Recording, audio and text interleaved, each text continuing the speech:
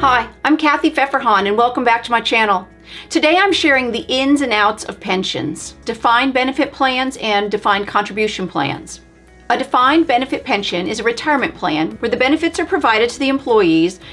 They are predetermined by factors such as salary history, length of service, and age at retirement. The distinguishing features of a defined benefit pension is that the employer bears the investment risk and ensures that the specific benefit amounts, typically a monthly payment for the employees throughout their retirement years.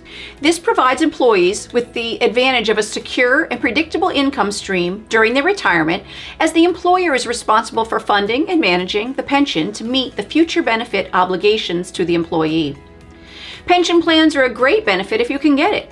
These plans, including the largest pension plan, Social Security, is when you pay in a specific amount every paycheck and then it's managed for you, growing the money so that once you retire, you'll get a monthly payment for the rest of your life. But many of us have our own savings vehicles, and that just means the type of savings plans that you have. This could include IRAs that are 401ks or 403b accounts, and they're called defined contribution plans or DC plans.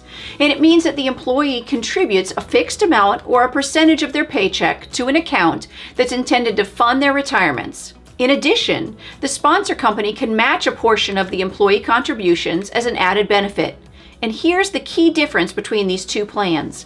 A defined benefit guarantees a specific retirement benefit determined by the employer, while a defined contribution plan allows employees to accumulate retirement savings based on contributions and investment returns without a predefined benefit amount. And I'd like to help you keep track of your retirement plans and all the rest of your accounts, like your monthly spending and expenses and net worth. You can do that by ordering my book, Finances and Your Spending Planner Workbook. The link is down below. Even if you have a defined benefit plan, you may contribute to your 401k plan or your 403b. These plans grow based on what you have chosen to invest. Of course, as the market goes up and down, so does our investment money. Then in retirement, you can choose how much to withdraw, but you need to make a minimum withdrawal based on the account balance of the money in your account. But otherwise, the balance continues to grow until you've withdrawn all of your funds. Now, let's compare a defined contribution to a defined benefit. In the DB plan or defined benefit, you also contribute to your company's plan, but you don't have to decide how it's invested. The board actually manages it for you, and then upon retirement, you receive a set amount each month for your lifetime.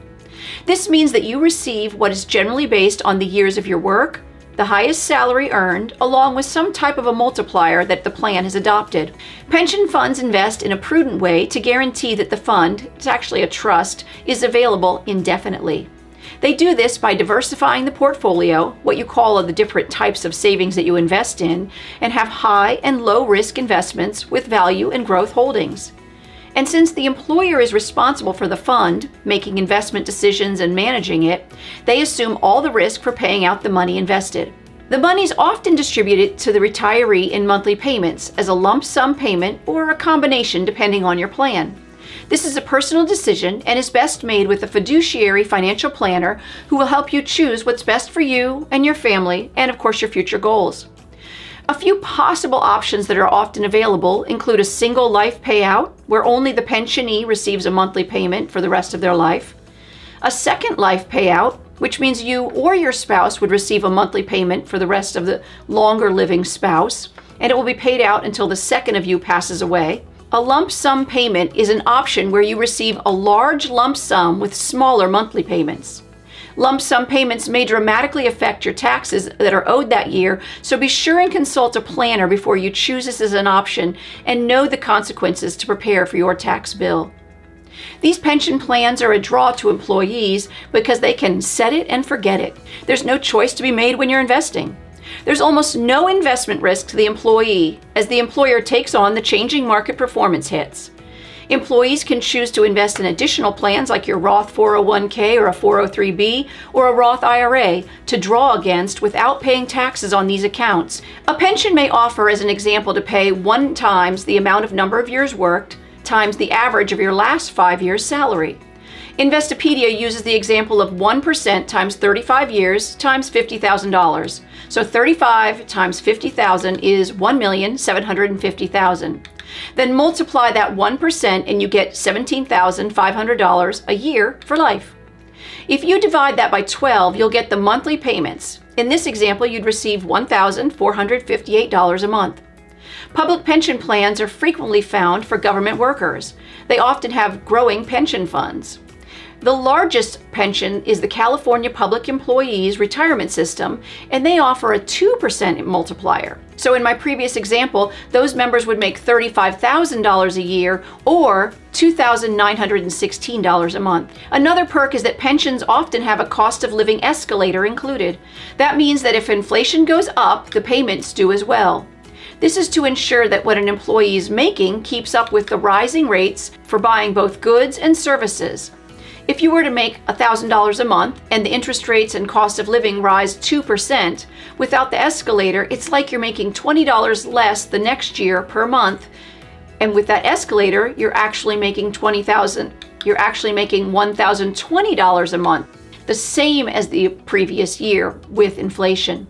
Sadly, these plans are not as common as they used to be, and generally they require a fairly long time in that job. So if you don't stay long in one place, this might not be the best for you. But most of us do get what looks like a pension, and that's our Social Security benefit. Although it's not a true pension, it is paid into by your employers and the employees, and you'll see this on your pay stub labeled FICA or FICA, which is Federal Insurance Contributions Act. It does pay out monthly on the salary you've earned while you were working. Some of the amount that you pay is 6.2%, and that goes toward your Social Security tax, while 1.45% goes to Medicare. Your employer matches those exact same amounts for a total of 15.3% of your gross wage or your pre-tax wage for Social Security. Social Security then uses this to fund both Social Security and Medicare and to provide benefits to retirees and disabled children. The great news is that you can receive both a pension payment and your Social Security. Both of these are for life. However, you will be taxed on your Social Security benefits if together your pension and Social Security comes to over $25,000 a year, and that's about $2,083 a month. If pension plans are so great, why don't more people have them? And it's because we rarely stay at our job for 25 to 30 years anymore, and not being able to collect the pension hurts employees. In fact, having a pension locked people into jobs that sometimes they weren't very happy to have. Yet up until the 80s, defined benefit plans were the most popular retirement, and now only 15% of the private sector employees have them. Police, teachers, and fire generally have these plans. And when private companies stopped providing their employees this benefit, it basically moved them into defined contribution plans or your 401k plans. But now employees have to worry about the details of investing their plans. So count yourself lucky if you have a pension plan and enjoy your predictable monthly payments for life. I'd be remiss if I didn't mention a book that I loved about the demise of corporate pension plans called Retirement Heist: How Companies Plunder and Profit from the Nest Eggs of American Workers. It's by Ellen E. Schultz, and it's really a fascinating read. This has been Kathy Pfeffer-Hahn with Finances and Pensions. Please hit subscribe and like if you enjoyed this video. Also click on the bell so you'll be alerted to all new content. Until next time, thanks for watching.